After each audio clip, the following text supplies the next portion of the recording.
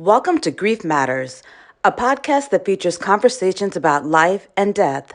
Hosted by Lorri Optiz, Director of Bereavement at the Joseph T. Quinlan Bereavement Center, no subject is off limits and no topic is taboo.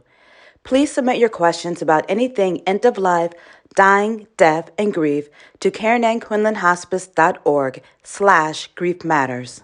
Hi, everyone. I'm here today to talk about some of the emotional and spiritual ways that grief can affect us. The first thing we might notice about ourselves when we're grieving is that we are quite irritable. Everything seems to bother us a whole lot more. We seem to overreact to every little frustration. In fact, we may feel very intolerant, and that might not be who we are at all. We may never have felt like this before in our whole life.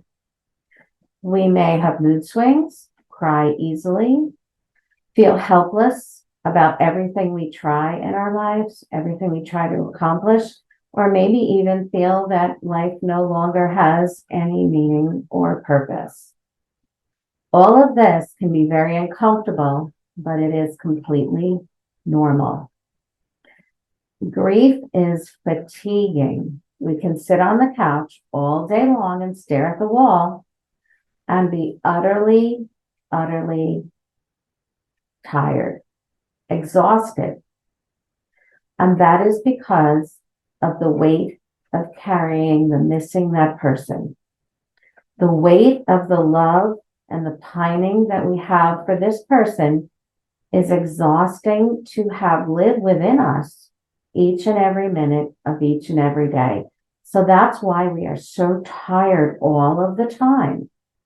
And when we're tired, we all know that we're not on top of our game. We are irritable. We do feel helpless and easily frustrated. But the good news is that it does get better over time. We will gain more energy as we process through this grief journey that we're on. When we do the things we can to help ourselves in grief, we get our memory, our focus, our energy, our hopefulness back. Spiritually, we are also deeply affected in grief. For those of us who had a faith when the person was still alive, and if we had prayed devoutly and fervently for the healing of a person or for the safety of our loved one, and the outcome was not what we had hoped for, we may feel abandoned by God, betrayed by God, that God didn't hear us, that maybe God doesn't exist, or even that we don't deserve our prayers answered. That is not what's happening when someone we love dies. If we had no faith foundation when a person died, and we didn't believe in a higher power, and then a person dies, we may become preoccupied with where are they now? Maybe there is some place. Maybe I hope there is a heaven or an afterlife.